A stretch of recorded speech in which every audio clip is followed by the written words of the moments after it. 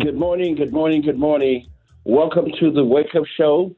My name is Dr. Larry Ivory. I am the President and CEO of the Illinois State Black Chamber of Commerce and also Chairman of the Board of the National Black Chamber of Commerce in Washington, D.C. It is another Saturday that we get a chance to have a dialogue about one of the most important things I think that I talk about is Black economic empowerment and getting more opportunities for Black business to grow, scale, and expand their footprint. And so we're excited to have another exciting program today. But let me get right into it. We have my incredible host, who is she's no stranger to media and radio, the incredible, exceptional LaDonna Raeh. Thank you so much, Dr. Ivory. You know, one thing I appreciate about this show is that we don't just talk about Black business in theory. We talk about the mechanics behind why some businesses grow and why others stay locked outside the gate, looking through the window. Wait a minute, y'all. I said opportunity for everybody. How about this? We are powered by the Illinois State Black Chamber of Commerce. Make sure you share the show if you're on Facebook. And also, we are sponsored by Wind Creek, Chicago, Southland. Of course, you can listen to the show each and every Saturday at 9 a.m. right here on WVON 1690. And don't forget to go to YouTube and subscribe to our channel. If you look for the Wake Up Show Chicago, you will find us waving at you and asking for those subscriptions. Today's conversation is going to be very much so informative. But before we get to that, and Larry, because I know that we're talking about procurement and the circles about that how the circles are ran around certain situations and industries. But I definitely want to get our little known history fact on the line.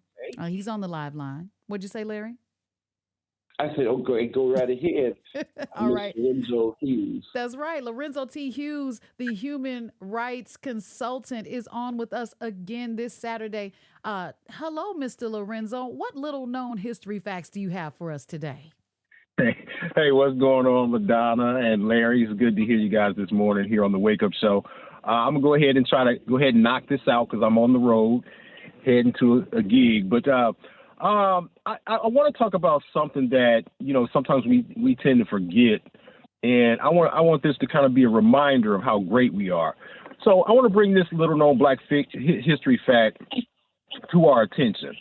While white locals and tourists were able to enjoy amenities of the downtown Las Vegas Strip and Vegas resorts, it was made clear that Blacks could work long hours, but it was also made clear that Blacks were not invited to the party. So you know what we did? We did what we do best. We did our own thing. During that time, we opened the Cotton Club, the Morocco Club, the Downtown Cavern, the Louisiana Club, the Moulin Rouge Hotel, all on Jackson Avenue, which became the heart of Las Vegas West Side in the 1940s, providing residents with more employment and entertainment that we were so long denied. Now, because of stiff segregations during that time, the Moulin Rouge was the first hotel that allowed segregated mingling and gambling amongst its patrons. Now, the exact reason for the closure was unclear, but some accounts suggested that, the lack of Black wealthy patronage and the difficulties operating under segregated cities' resistance was the reason.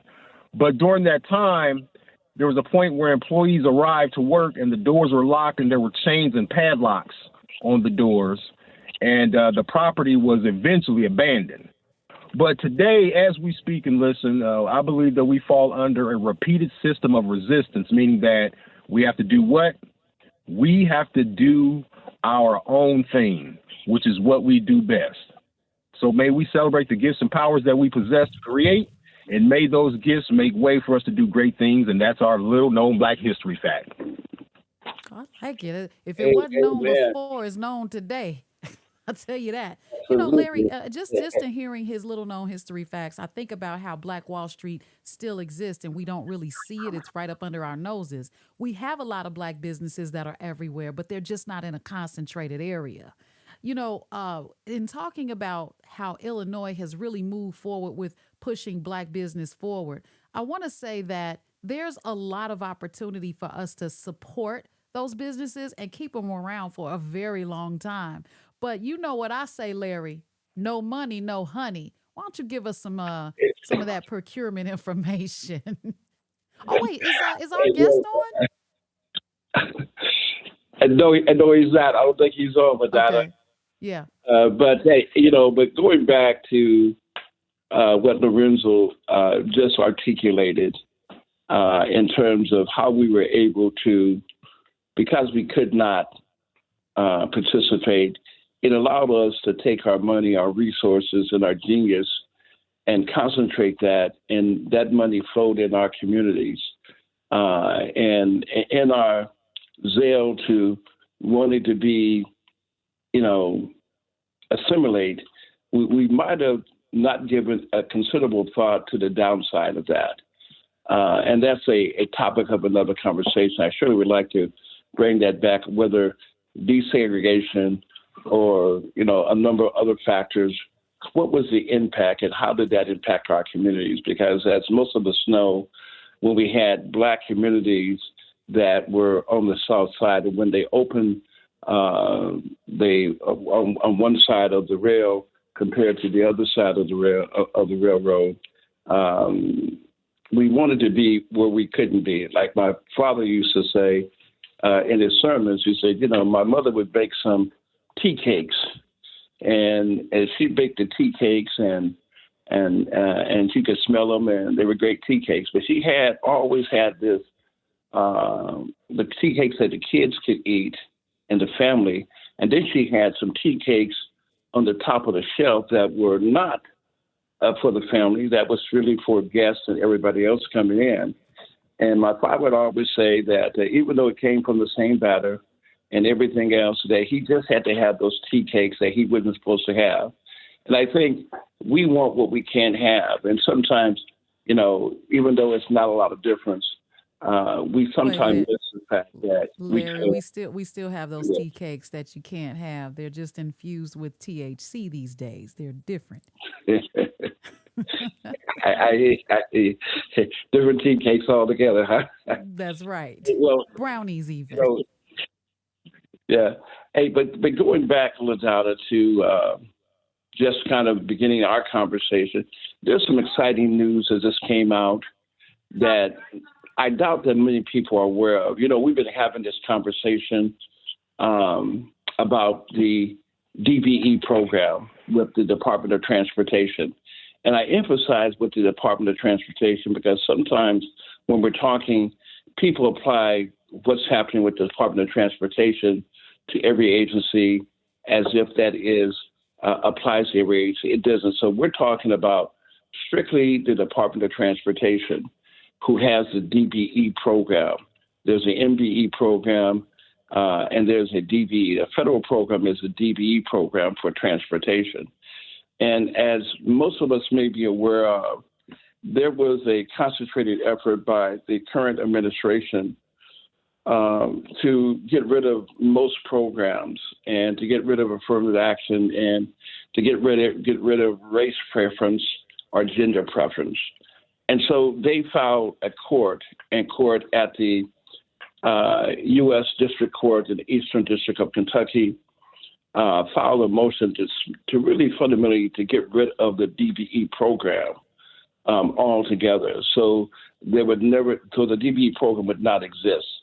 As we know right now, Madonna, the DBE program still exists, but what was good that happened, some good news for once, is that the court struck down the plaintiff's decision, which is the current administration, to get rid of the DBE program altogether.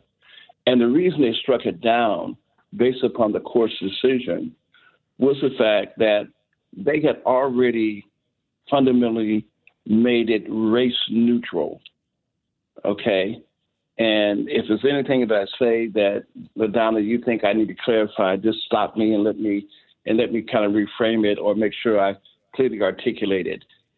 So what happened was the program. Well, yeah, absolutely.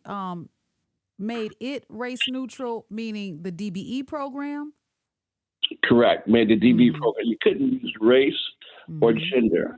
Now, that means that white women, Hispanics, everybody, that you had, if you were certified as a DBE, you had to go back to IDOT and make your case that you were economically disadvantaged, and you couldn't use race or gender as a basis of making your case. And you're talking about the personal narrative. You can't lead with being Black. You can't lead with race. You can't mention Black at all. If you mention Black, you're denied automatically. Well, what about African American? It's the same thing, right? Same thing. So so what they really created was a race neutral program. Okay. And the race neutral program, for those who are students of disparity study and disparity impact and Supreme Court cases like Anaran versus Pena and Richmond versus Carson, these were landmark Supreme Court cases that set precedents in terms of how you treat programs and how programs have to be narrowly tailored and go to strict scrutiny in terms of it. So what they did is that they said, look, we want it to be race neutral. We don't want anything to do with race. We don't want anything to do with gender. And they were successful in removing that. But in removing that, when they went back to the court to come back and say, well, guess what? We want to just get rid of the DB program altogether. We don't want it to exist under any circumstances. And the court said, wait a minute, because you have a race-neutral program, and it's not based upon race, it's based upon economic disadvantage, you've made the case yourself. And so once that case was made, the court said, wait a minute, you have a race-neutral program, therefore it has no discrimination on basis of color, basis upon gender, ethnicity. All those things are gone. So fundamentally, you don't have standing. So the court struck it down. Now, it struck it down, and it also struck it down within a time frame. So they can't even take it to the higher courts. So it's done. The DBE program will be in place, will stay in place, and they're not going to be able to get rid of it based upon the courts right now. And that's pretty significant. Go ahead. No, I didn't know you were going to go into how significant this is. Please continue, and then I'll hold for my question. Well, that's significant on the basis that a lot of people were waiting for the shoe to drop, that the DB program would no longer exist, and that would be over and done with. Now, here's what's interesting. White women are going to be impacted greatly by it because white women can't use gender because white women are always considered economically disadvantaged. White women, black women, any woman was considered economically disadvantaged automatically. Under this current ruling, white women have to prove, and any woman has to prove that they've been economically disadvantaged, which is going to put them under great scrutiny too, because there are a lot of women who are fairly successful, and they're going to have to make their own case too about them being economically disadvantaged. Just like we can't use race, they can't use gender at the same time. And that's a real significant change in terms, because most people know that when you take a look at the minority spend or the 10% or the 10%, 15%, whatever the percentage is, that percentages have to go, or it's an aspirational goal that has to go to minority firms as a rule of thumb. And that's now going to be it's going to be more difficult to do. Well, you can't do it now based upon gender or race.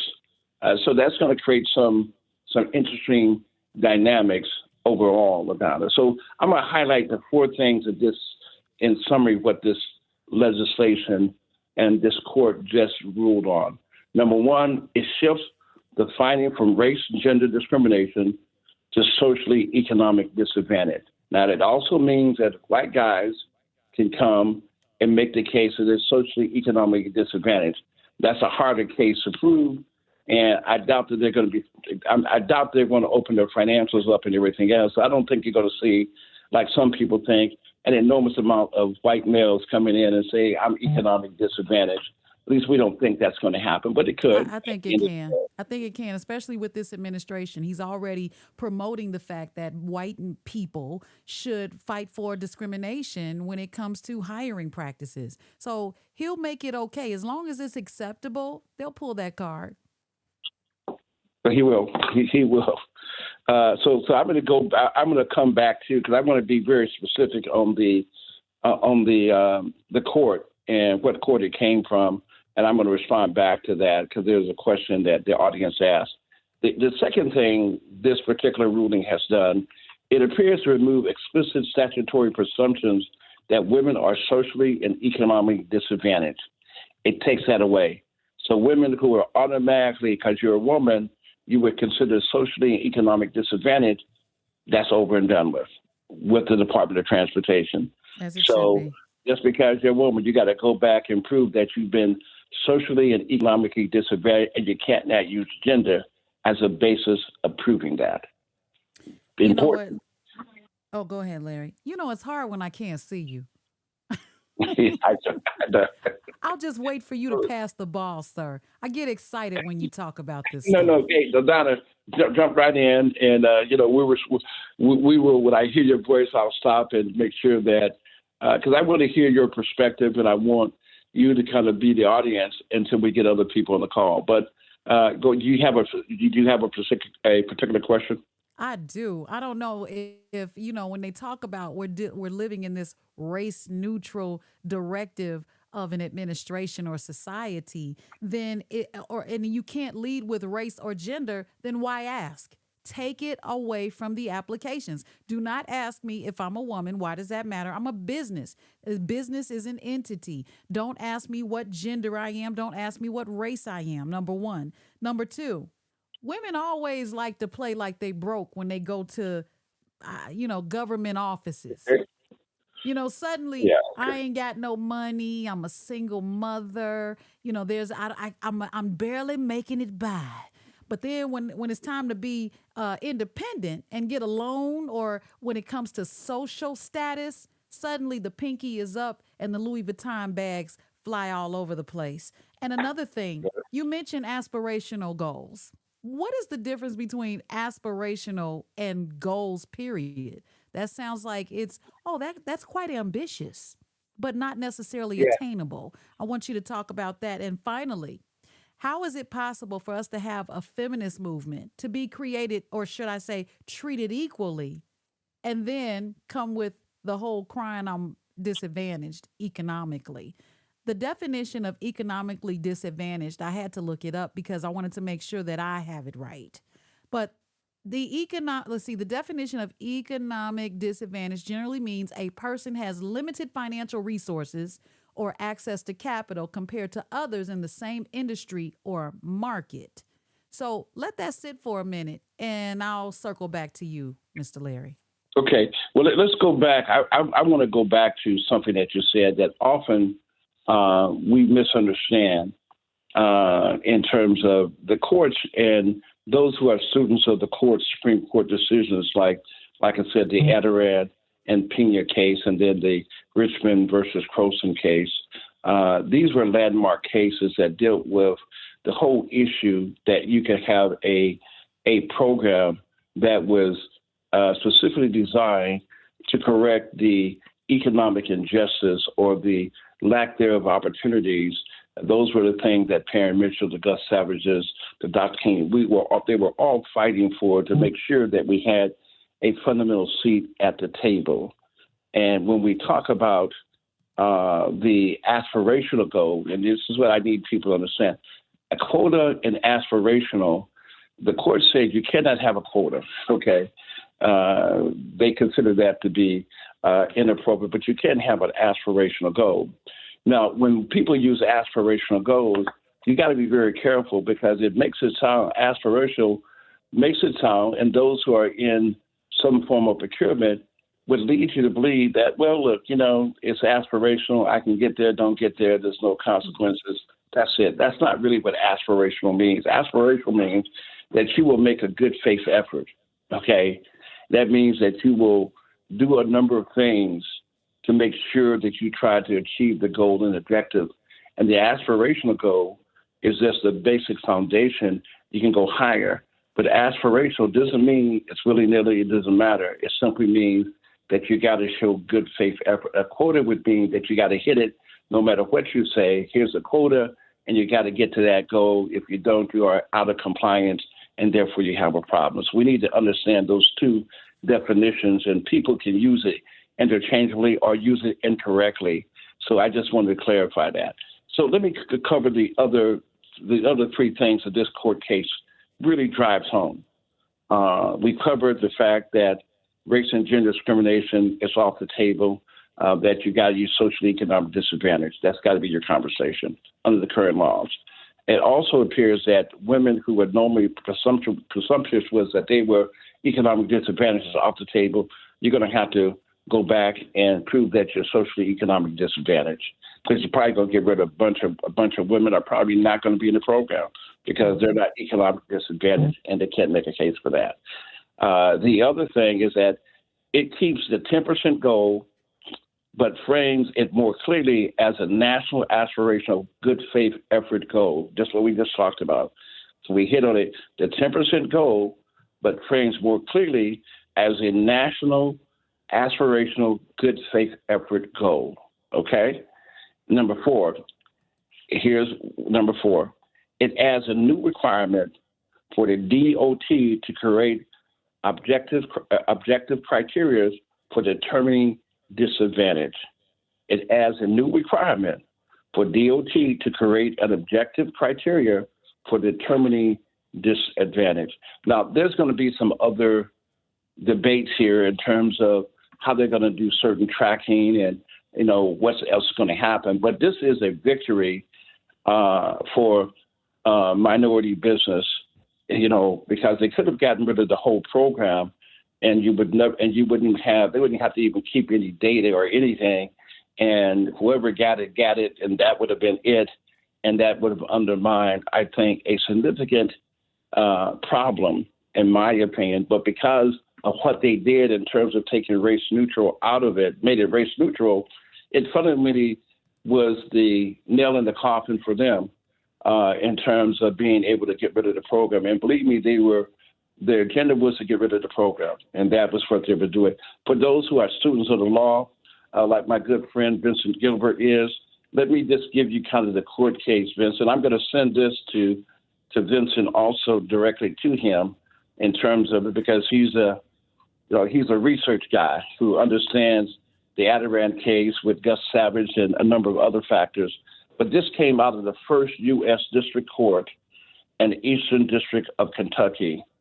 That's where this landmark final decision was done. They had a time frame by which to respond. If they didn't respond within the time frame, they take it to the higher courts. Because I asked our lobby, I said, why come they didn't move to take it to the Supreme Court, where they said, well, the time frame passed, and there were some other things that we're not going to talk about right now. But the time frame passed where you could not take it to the higher courts within a time frame. Since they didn't do it, it's off the table. It's a done deal now. Mm-hmm. You're listening to the Wake Up Show Chicago on WVON 1690, brought to you by the Illinois State Black Chamber of Commerce. If you guys go to ilbcc.org, you'll see that you can join the chamber. You can send us comments, questions, and our phone number is listed on the site as well. I want to make sure that everybody knows that the chamber is working really hard. This is not just news facts. This is not just journalism being brought to you based on business. This is, okay, what now, what next? What specific factors will be included in the objective criteria is a question that will come up. How will these criteria be enforced or even monitored? And what is the timeline for the Illinois Department of Transportation to establish these criteria? Do we know that, Larry? Well, this is a current ruling that just hot off the presses. So I'm sure there's going to be some juggling in terms of how they get the information out there.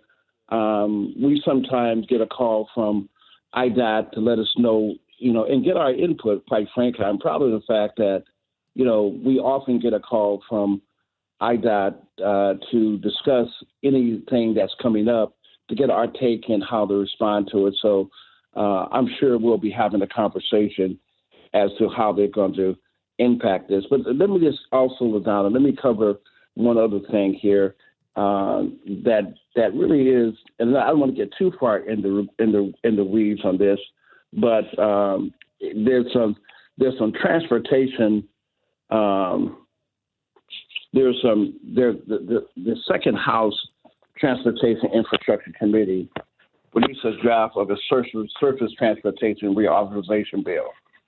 And you got to keep that bill in play because that's where the DDE program exists. If they get rid of that, there could be another way that they could probably find a way of, doing some things that could be adversely impact us in a serious way.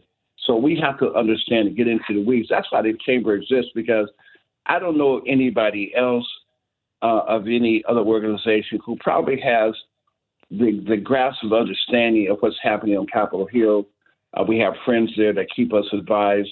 Most people don't know that the 8-8 program is being challenged also, and fundamentally being gutted. The 8-8 program is being gutted. Now, some people can debate who are the biggest benefactors of the 8-8 program, but there was conversation. I was supposed to testify, at a hearing on Capitol Hill in reference to the 8-8 program. I don't know if that's still going to happen or not. I think I forgot what committee, Office of Budget and Management, or someone was handling that.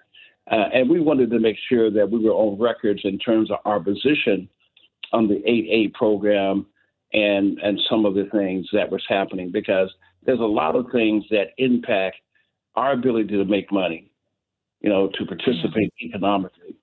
And we have to be always on the drive of that.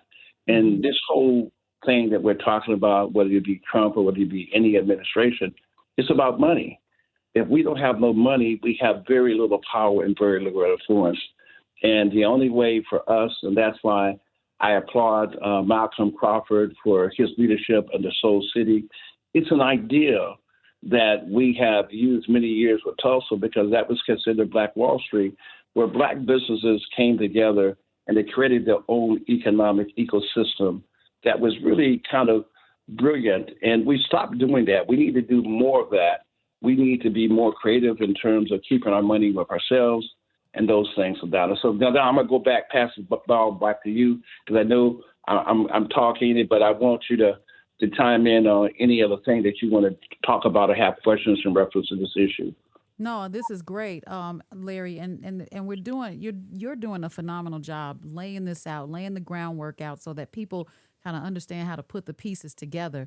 We have Al Stone. He made a comment. He said, Mike Smith of Benchmark Construction, Mario McIntosh of McIntosh Drywall, examples of two brothers who made millions inside the MBE system, both used by gigantic white construction to fill a minority quota.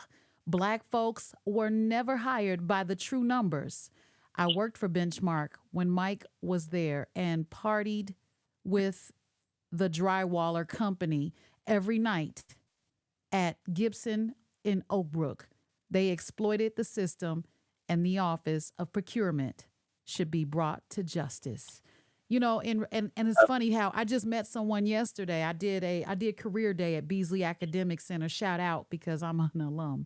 But he was part of the construction, and he said he's willing to come on anytime to talk about what he has seen and what he has witnessed. And it's so sad that he said something very similar to what I just read, how it would appear that Black contractors got these contracts, but then there was a bait and switch type deal that took place where they didn't actually get them or benefit from them. Oh, yeah.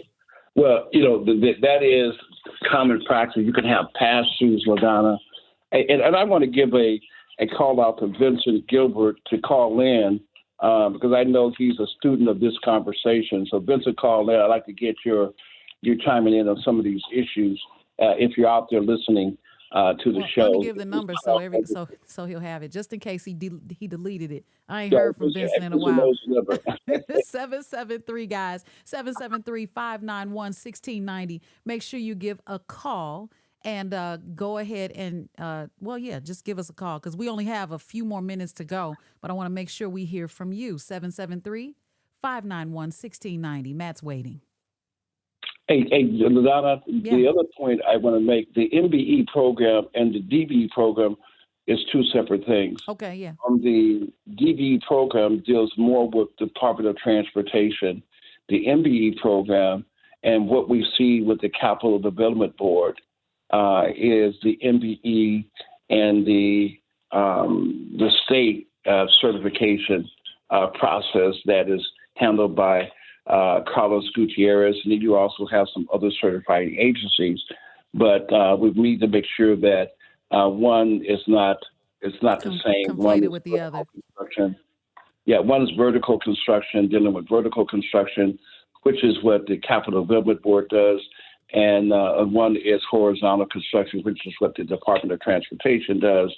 And it's great to have both of those certifications across the board, quite frankly.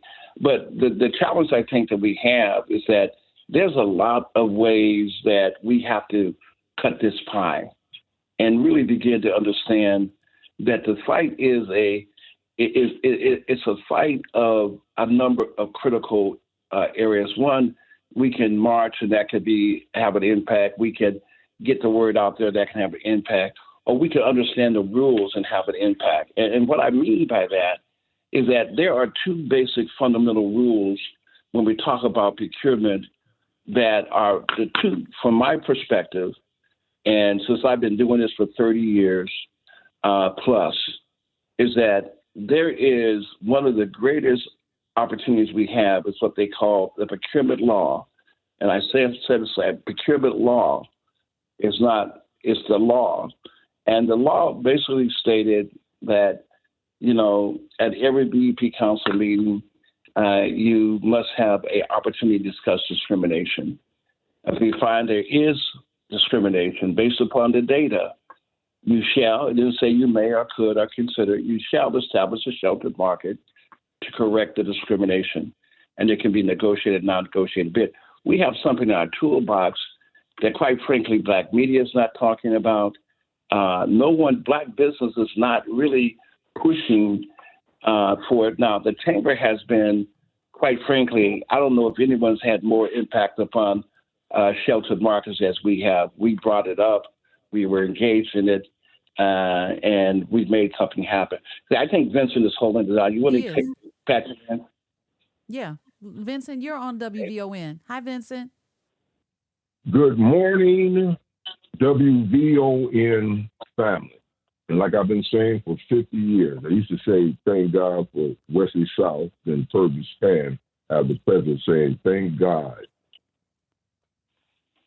for Melanie Span Cooper and her husband Pierre for having this unfettered free forum. Thank you, Mr. President Larry Ivory. Thank you, LaDonna Raeh. Well, I won't bore the audience, but what you just said could be, we're in a different era. It's a different day. And I like the progressive information that the Chamber continuously gives. I'm not familiar with this Kentucky court case, but I think the Chamber's greatest ability is to bring information and then have solutions that are based on, I heard you mention a contractor. We help build this world. And so some of what some perceive may be impediments may really be, some may think that they're stumbling blocks. But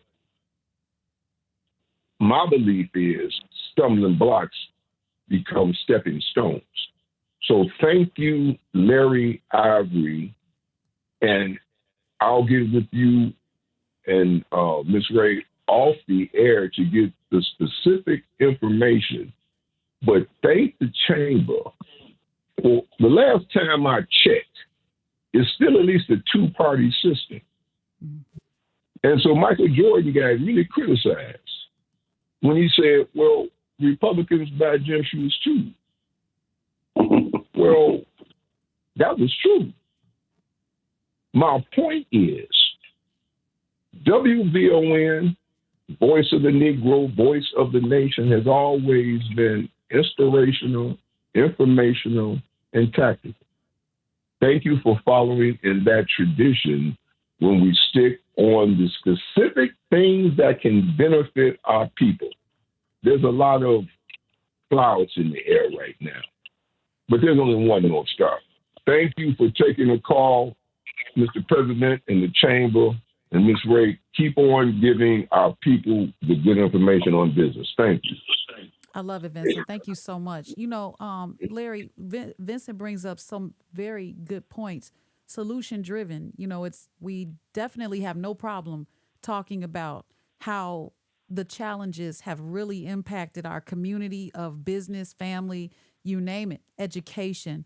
But solution driven. I love the fact that the chamber has really made a lot of solutions, but I don't like the fact that a lot of media hasn't covered it.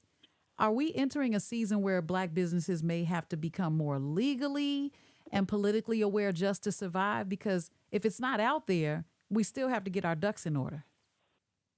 Right. Well, yeah, I think this goes hand in hand, guys, with what I consider to be, even when you take a look at Black media around the country, most Black media outlets will tell you it is more challenging to get resources. When people can't get information, you could neutralize the people. And that's why they didn't want us to read. They didn't want us to do a number of factors. Sometimes I think we are oblivious to the subtleties of attacks to neutralize Black people. And we sometimes don't understand that we are fundamentally could be at war. And if you don't understand you're at war, you're not looking at it from a different lens. Anytime you have strong people who are fighting for African Americans' economic reciprocity or economic access, they're going to come under fire. I don't care who it is, they're going to come under fire. Anytime you start talking about standing up, getting treated fairly, you're going to come under fire. We often have this conversation that even right now where they're cutting the budget of $55 billion to $56 billion, every year, the chamber gets left out of the budget. Now, I don't know what organization does as much as we do in terms of fighting for Black business, because we open doors that have been closed with agencies, with big prime contractors, and we help do some things that others simply can't do because they don't have. We've been doing this for close to 30 years in terms of advocacy. So most of everybody knows who we are, what we stand for, and how we do what we do. Because sometimes people are always amazed that someone call them and say, well, this company is not going to do business with African Americans. And they're like, well, they're not wasting your time. They're not going to do it. Only for us to make a phone call, get the leadership, and they walk in the meeting, and every leader of that company is there. And that president of that company, who's a Caucasian guy, says, look, if Mr. Ivory brings you in and the chamber brings you in, we're already going to do business with you. And some people are blown away. They say, man, they respond to you guys in that fashion. They do. I mean, quite frankly, sometimes we're able to just make the phone call and doors open. And that comes because we have been engaged in the fight. We've built relationship. We've even helped some people. But we help people who help us. We mess with those who mess with us. Mm. And like I said, we don't have a philosophy. Democrats ain't always all right, and Republicans ain't always wrong. We take a look at policies, and right now the policies in Washington, D.C. is scary. They're fundamentally is an attack, I think, on Black business, on a lot of factors that we have to be concerned about, because the legislation that they're moving, it can be conceived as counterproductive for Black people. So you gotta mess with those who mess with you. But in this budget, LaDonna, they're carving out, and nothing against my Hispanic brothers who continue to be successful at getting money to help grow their organizations and their staff. But the chamber's always had a problem, and we're asking the caucus to make the chamber a part of the budget, just like for the last 8, 9 years, the Hispanic Chamber has been a part of the budget, but we have not been a part of the budget and getting any resources to do what we do. And that amount of money they've been getting for a number of years has been over $2.5 million. And their advocacy with their legislators have been, I think, I ain't mad at them. I just think that we have to do a better job in terms of reaching out to our brothers and sisters who are in a position of influence to make sure that they say, look, the Chamber has been around for this many years. They help a lot of businesses throughout the whole state of Illinois. We need to, if we strengthen Black businesses, we strengthen Black communities. And you can't, the only way to move from poverty to prosperity is through entrepreneurship. We have to grow more Black businesses. The numbers show us that of all the groups, Black businesses is faring the poorest when it comes to the data. When you take a look at the amount of revenues our business generate in comparison to Hispanics, Asians, and everybody else, we're at that bottom totem pole. We have to support organizations that fight for that. That's all they do. And that's what we do, LaDonna. We fight for Black businesses. Yeah. We do not yield. We push the agenda to make sure that we have equal access. And that's why the sheltered market, as I was talking, becomes such an important part of what we need to do. Now, we were proud of the fact that recently, as you know, LaDonna, and to our listening audience, that the BEP Council for quite some time had not met, and only the BEP Council can declare a sheltered market. They finally had a meeting last month, and when they met, they created this this committee that would focus on sheltered market. Now, I don't know how much of a student they are, but most people know that I'm a student of that. Charlotte Roberts is a student of that. So they need to talk to people who understand the sheltered market, has history of the sheltered market. We helped produce the first sheltered market that was ever in existence that went to Robert Blackwell, EKI, and it was a IT contract. Yeah. Now, it didn't go as well as we hoped, but we were the first one to push that, to get the governor to agree to make an executive order and then become that. Now, it's stalled for many of years, but now we got to get it back. It's the law. Let's get it back on the table, and let's leverage that law to make sure we get better participation. I love it. And, just so we can circle back to that $56 billion, okay? It's a general budget, and it's not charity. This is economic development. So if the state can recognize an importance or the importance of cultural specifics in business development, infrastructure, and number one, for the community, then it should also recognize the same value when it comes to African-American / Black business development. So we definitely want to get in consideration for that budget.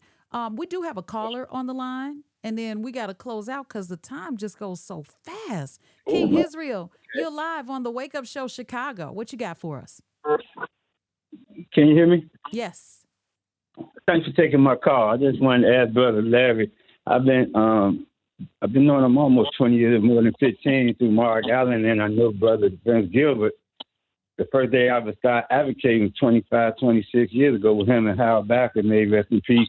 How long are we going to keep crying this same song, man? I'm getting a headache, really, because I'll be 60 years old, and I got grandchildren. Anywhere in the world, I have my grandchildren talking about they holding us back. We only getting 5%. Who getting the 90%? Who getting the majority of the money, man? It's getting out of hand, personally. And you wonder why the shorties out here wilding. I'm sick and tired of being sick and tired, personally. And that's why we got to talk about activating some action. King Israel, you bring up a good point. The chamber has been doing the work. There's a lot of egos out here, and everybody. We got more groups than contractors. Go on. And again, let me just say to Bob, and I understand because I think we all are at some level frustrated about what the numbers say, and the numbers are pretty clear on how well we're doing. That's why we have to continue to advocate, push the envelope, and we have to find ways of strengthening ourselves because the chamber does, one thing I follow is what we do. And people say, well, how much impact has the chamber had? I say it's billions of dollars of contracts and opportunity that would not have happened if the chamber was not engaged and involved in very specific opportunities that we help create because we're fighting the fight and we're engaged and we're consistent about the fight. I dare say that there are a lot of people who may not even understand some of the procurement, the nature of procurement and how procurement works and how you neutralize it. But if you don't have a game plan and a strategy, and if you're not pushing that envelope, nothing's going to change. It won't change. It will not change. It will continue to go on forever. And I know that there's a lot of people frustrated out there, but we can't quit just because we hadn't gotten everything we want. We got to demand it. We got to hold people accountable, legislators, agency heads, and we got to keep pushing the envelope. But again, we got to continue to fight. LaDonna, I know we're getting close to our closing time. I know it does. It goes so quickly. I love to talk about the exemptions, the requested exemptions, and those things. But that's the conversation for next week. Maybe we have a topic already. I love it. Chicago, don't delay, guys. Go to ilbcc.org. Don't let the conversation stop here. There's so much more to talk about, and action beats outrage every single time. If we want Black businesses, African American businesses to grow, then we have to organize, participate, and support the organizations fighting for access and opportunity. And that's the Illinois State Black Chamber of Commerce. Would love to have you guys join us. Hey, LaDonna. Yeah. Before you, I just want to make this. I want to chime in. We had Lobby Day, and there's over 130,000 Black businesses in the state of Illinois. What can we do? And we sometimes we miss the opportunity to create transformation. We had about 100 plus Black business owners, which was impressive. But the fact of the matter, could you imagine if we had 1,000 Black business owners coming down to Springfield in the Capitol, united on the issues in terms of participation, and they come from all across the state of Illinois? That's change. We can't want change and not do what it takes. We can't want success and not prepared to work hard. We want harvest, and we don't want to plant any seeds or till any fields. We have to be, and when the chamber is sounding the alarm and spending money to fight for Black business has to take time off of their schedule and say, look, I'm rallying with the chamber and other organizations so that we can make our voices felt with legislative, the government, everybody else. But when we show up in significant numbers, it has an impact. When we strengthen our political PAC and we put $1 million in a political PAC, that creates change also. So until we learn how to do what we need to do, it's on us. I don't blame them. They got a different uniform on. I wear a different uniform. They try to stop me from scoring, and I'm trying to score, at the end of the day. So let's get busy. Let's take an internal look at ourselves. Let's push the envelope, and let's stop making excuses so we can be sick, so we won't be sick and tired of being sick and tired. But we have an enormous amount of opportunity to stand up, to fight, to make sure our voices are heard, and we stop doing it. It used to be a time that if you had a construction site, they shut it down. We have become a complacent people, but we also got to fight different fight, and there's a way of doing that. So, hey, I'm proud to represent Black business. It is not the easiest job in the world, but I am proud that I get a chance to be an advocate on behalf of Black businesses in the chamber to do what we do to strengthen and expand our footprint even globally, LaDonna. Thank you for tuning in to the Wake Up Show Chicago, powered by the Illinois State Black Chamber of Commerce and sponsored by Wind Creek Casino Southland, or Chicago Southland. Join us every Saturday morning at 9 a.m. on WVON 1690 AM. And we're streaming worldwide, guys, on iHeartRadio. Subscribe right now on our YouTube channel. Go to Wake Up Show Chicago. Share the show, tell somebody to tune in, and become a member of the Illinois State Black Chamber of Commerce. I want to thank Lorenzo T. Hughes for that little-known history fact, Vincent Gilbert for calling in, and, of course, Mr. Israel and Larry Ivory, Dr. Larry Ivory. Thank you for this opportunity, and we'll see you guys next Saturday. Actually, I'll see you guys on Tuesday on WVON 1690. That's it. I'm LaDonna Raeh. Bye-bye for now. Get ready to wake up to the pulse of progress as we amplify voices, break barriers, and illuminate the path towards a more inclusive tomorrow. Follow us across the socials at The Wake Up Show Chicago. Be sure to like, subscribe,